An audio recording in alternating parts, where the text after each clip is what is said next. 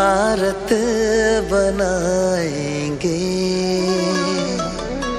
इरादा कर लिया है हम इन्हें ऐसा पढ़ाएंगे।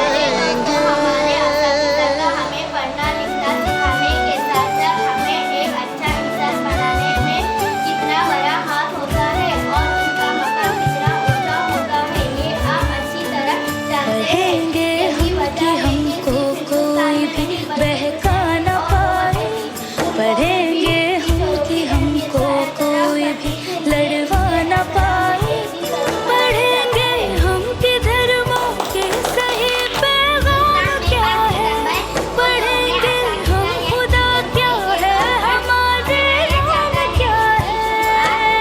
1962 में हुई थी जरा ये नन्हे दीप ही इंसानियत की लौ जलाएंगे।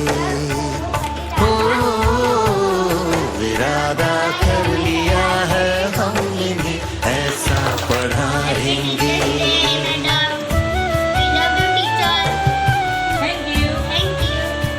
पढ़ेंगे हम तो जानेंगे गलत क्या हो रहा है, हमारे बीच आखिर कौन नफरत बो रहा है।